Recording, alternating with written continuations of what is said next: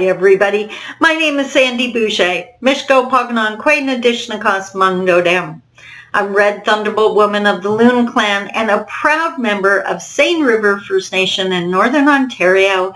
And today I am releasing episode 13 of Surviving Isolation. Who in their right mind thought that was going to happen? I know, I didn't. I honestly, you know what, I'm going to take that back. I honestly didn't think about it. When I started this podcast, I was literally just trying to survive isolation and reaching out in any way I could. And I didn't think about how long it was going to last.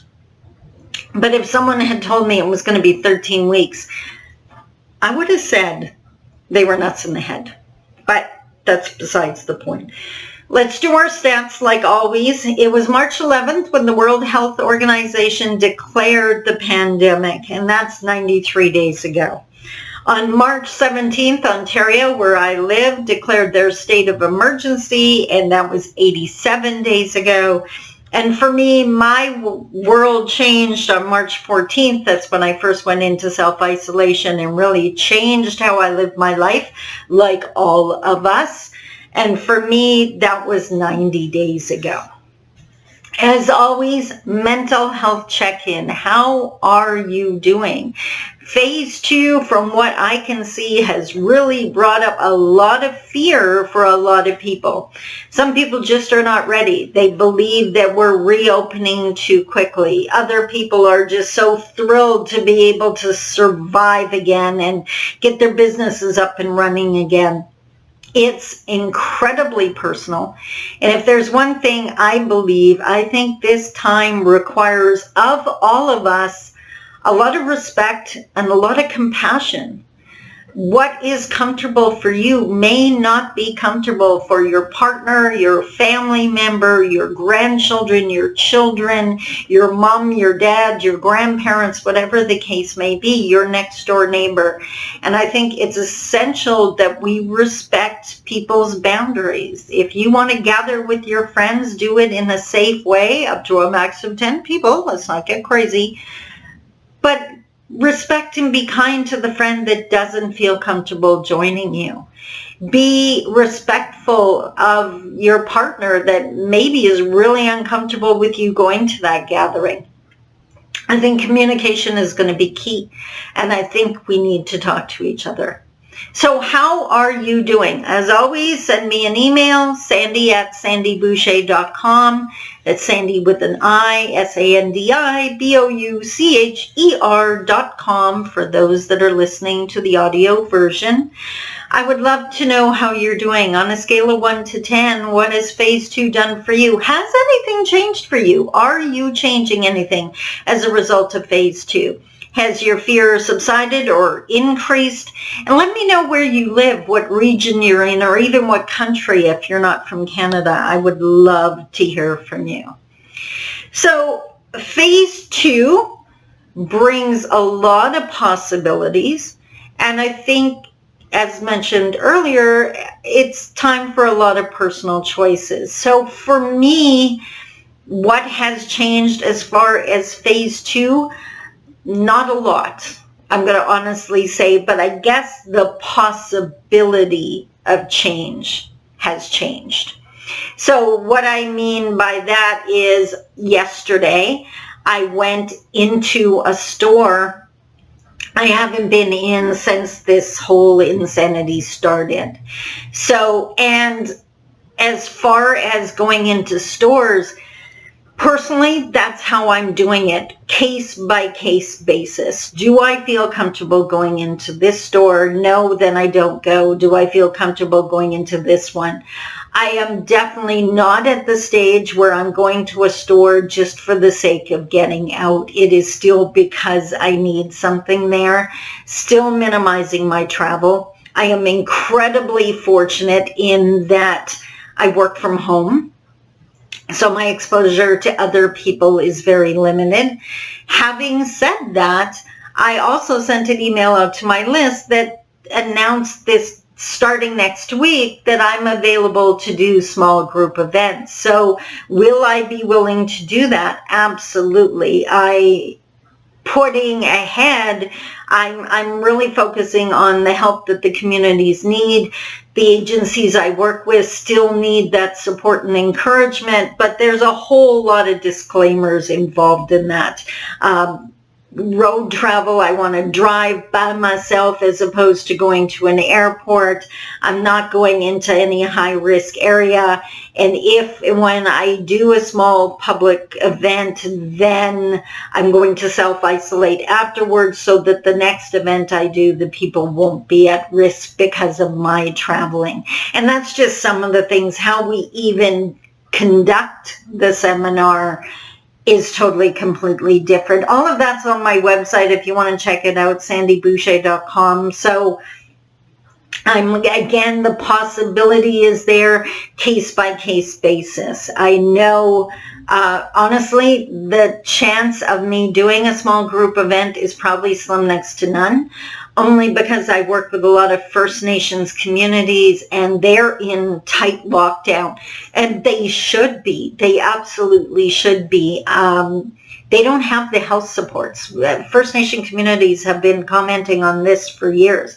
The health services are incredibly lacking in our community. And anyone who wants to insist on being proud of Canada needs to own that and realize what you're doing with people that you want to refer to as fellow Canadians. They do not have the access and supports that they need. So it makes sense to lock down the borders, in my opinion, because if COVID was to get in, it could so easily decimate them. So I'm glad to see that staying in place. For those of you watching this in video form, you may have noticed my hair is a different color. This is not because I was on some priority list and got in first to the hair salon. We're still, in some cases, months away from being able to do that because the lineups are so incredibly long. This I did myself with the help of my friend. I used to do my hair all the time, so I needed a summer look. Oh, excuse me. Sneezing. Oh my God, that's so, well, you can tell this video is live and not edited because that was a real sneeze and I don't know what's tickling my nose.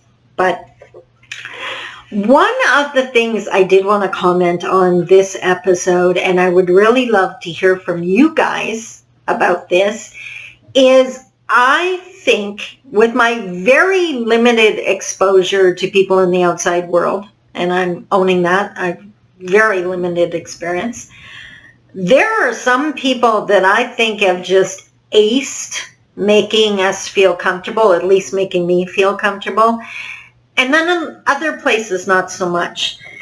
So instead of doing what works for me and what doesn't work this week, I'm really doing a thumbs up and a thumbs down kind of thing. So thumbs down, I want to start there because I'm going to leave you on a positive because that's just who I am. Thumbs down to the stores that have not changed the layout, the footprint of their store to allow us to safely social distance. And I'm calling out, I went to a Shoppers Drugmart yesterday, and as an Indigenous woman in the city of Thunder Bay, we've long had issues with Shoppers Drugmart. But I was in a particular store yesterday and the displays are set up, the shelves are set up the way they've always been, but there's bottlenecks in places that to get by, you have to come within like a foot of another person. Where the lineup for the cash registers are, people cut through that line to be able to get to the other side of the store, which again means you're not social distancing. Even if you're standing on the cute little footprints that they put on the floor, they do not have plexiglass dividers around the cashiers, so the cashiers are exposed more than they should be. There's still a staff person trying to encourage you to use those self-checkout machines, and she's going to help you do it, which means she's standing right next to you, helping you to push buttons. And yes, she has gloves on, but she's right next to you. And personally, again, as Anishinaabe, I'm never going to use those self-checkouts because I don't know if you know it, but they don't process status cards. So that's a huge issue for me anyway. So I'm standing in line, I'm watching seniors in there with their masks on, but they have to come so close to us to get by. It's ludicrous. If you moved a couple shelves out of the way and made that area more open, then people could remain socially distant. And I've seen smaller venues be able to maintain a flow of traffic so you're never like people going off in different directions to avoid each other. It's possible. But I think that shows, to me, a lack of concern for their customer base. Having said that, huge, complete thumbs up, and this is such a local reference, but here we have a tiny little grocery store, I guess, for lack of a better word, a corner grocery store, George's Market. It was the first venue that I went into since all of this started. My anxiety was through the roof, and I don't have anxiety, so that was new for me at the get-go. They just so go out of their way to make you comfortable. You can see them washing down every basket if someone touched it. Before you come up to the cash register, they wipe down the cash register. They're wiping down everything in front of you as soon as you leave. It was just so incredibly obvious how much they cared for their customers that I just, a huge shout out to them. If share this video with them, if you see it, if you know the people that own that establishment, huge kudos. I have gone back several times, and by the way, that was like the first time I had gone there in like years. I wouldn't consider myself a regular customer, but I am now, because anyone who cares that much about me and my health and safety gets my dollars. And I guess that's my disclaimer. I would love to hear from you. Again, email Sandi@sandiboucher.com. Where are you, and what venues make you nervous, and what do you want to give that shout out to? Let's come up with a list, and I can list them off in the next episode and share that with people, because these people that are going out of their way for us deserve the kudos. They deserve that recognition, and if that means some free marketing for them, well, absolutely. And speaking of kudos, I gotta send one out to my bestie, and that would be Earl McIvor. Since the get-go, you know how it was the rule of one person per family going to the store? He lives alone, self-isolating. I live alone, self-isolating. We happen to be in the same condo building. And since the get-go, once a week he goes out to get groceries, and he has always just added the couple items I need to his list. And, deposits them at the bottom of my stairs where I can do whatever kind of disinfecting routine I want to do to them. Obviously maintain the social distance. That's relaxed a bit now that we really don't do that, because we know how limited our exposure is to other people. But just a huge shout out. Thanks to him, my family has been a lot less nervous about my health, because my exposure has been so minimal, and it's largely thanks to him, and I just wanted to send that kudos out there. And again, Sandi@sandiboucher.com. If there's someone in your world that just really deserves the kudos, that really has been there for you and helping you to survive isolation, then please send me their name. Maybe I'll send them a surprise gift. Wouldn't that be awesome? If you can't, send me their name, and an email address would be amazing if you have it for them. If not, just send me their name and I can mention them next episode. So how are you doing? I am still working, obviously. I'm still doing my 10K a week, or 10K a week, 10K a day. As most people know, I get in those steps inside my condo. And we've had some kind of icky weather lately. It's been cold, it's been rainy, and every single time I'm doing my steps, I just smile and think, you know what, I picked the perfect exercise for me, because nothing stops me. And one of the things I realized yesterday is doing my exercises every day is something I can control. It's something I can check off. And if even the weather can't stop me, I needed something in my life that I felt like I controlled. And because there's so much that we don't. And if that makes sense to you, then please go out of your way to find something, create something that you do control, whether it's you make the bed you want it made every single day, just so you can sigh and say, you know what, that worked. That works for me. I have to say that, again, kudos to our frontline workers, our essential workers who have been there since the get-go. Kudos to the people in the medical profession. Where would we be without you? I don't even want to think about that. But today, my heart and my prayers really goes out to all those people that because of phase 2, businesses and offices of whatever type, I don't know if offices are reopening, but I'm talking about the people that have an employer that is now reopening and they've been told they got to go back to work and maybe they don't feel safe or ready to do that. They're the people I'm concerned about. That is, I can't imagine what that would be like to be in a situation where you're forced to go into a dangerous situation. And I guess that means they know exactly what our essential workers and our frontline workers have felt since day one. So my prayers are with those people. Again, Sandi at sandiboucher.com. This episode is all about emailing me. Do I sound lonely? You should totally send me an email.